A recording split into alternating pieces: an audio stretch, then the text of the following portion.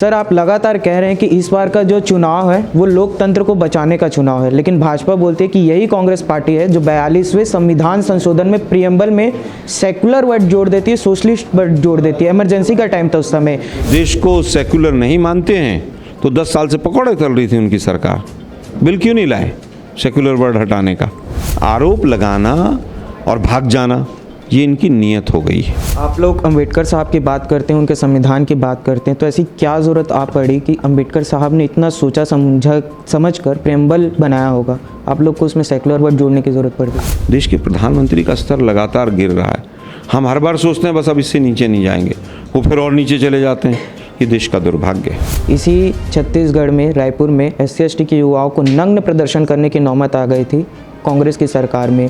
क्या लगता है, युवा आपके ऊपर भरोसा जता पाएंगे ऐसे में? नमस्कार, स्वागत है आपका स्वरमय टाइम्स में। पूरे देश में चुनावी माहौल बना हुआ है और 7 मई को रायपुर में चुनाव होने वाले हैं। इसी कड़ी में आलोक शर्मा भी रायपुर आए हुए हैं। आइए सीधा उनसे बात करते हैं।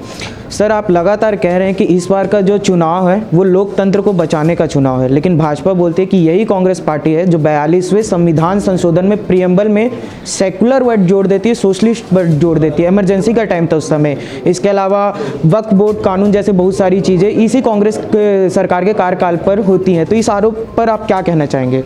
देखिए, संविधान में बदलाव करने का एक प्रोसेस है। उस प्रोसेस के तहत हमने बदलाव किया, सेकुलर वर्ड जोड़ा।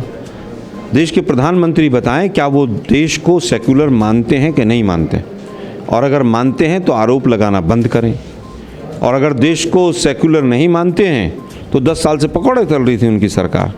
बिल क्यों नहीं लाए सेकुलर वर्ड हटाने का? आरोप लगाना और भाग जाना ये इनकी नीयत हो गई है। मुझे लगता है देश के प्रधानमंत्री को जवाब देना चाहिए कि 10 साल पहले कौन कौन से वायदे करके आप आए थे, कितने भ्रष्टाचारियों को आपने अपने यहाँ शामिल किया, वॉशिंग मशीन कहाँ कहाँ लगा रखी हैं आपने कि भ्रष्टाचारियों को धोएंगे और वॉशिंग मशीन से अपने घर ले जाएंगे। उनके बारे में खुलासा कीजिए। अब आपका जाने का वक्त, झोला उठा के जाने का वक्त आ गया है।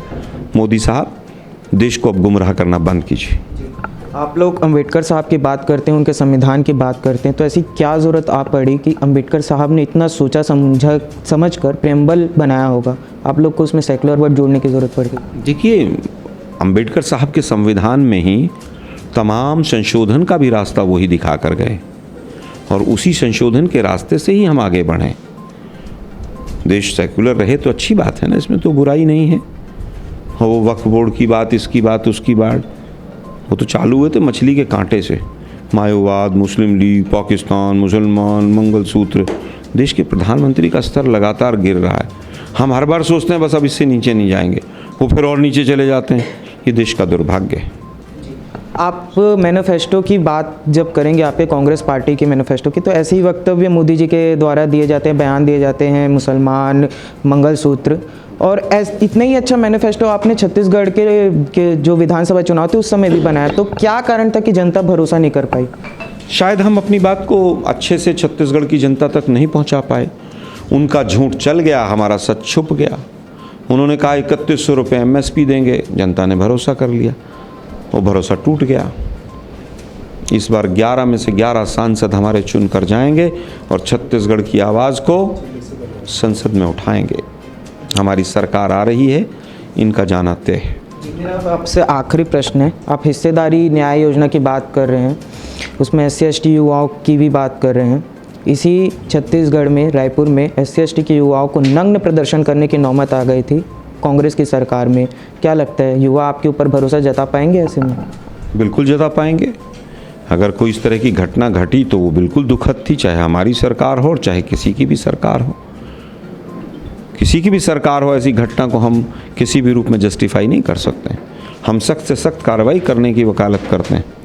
हम ऐसा नहीं करते कि मध्य प्रदेश में जो एक आदिवासी के ऊपर एक BJP के लीडर ने मूत्र विसर्जन किया था, उसको बचाने के लिए कौन कौन चले गए थे।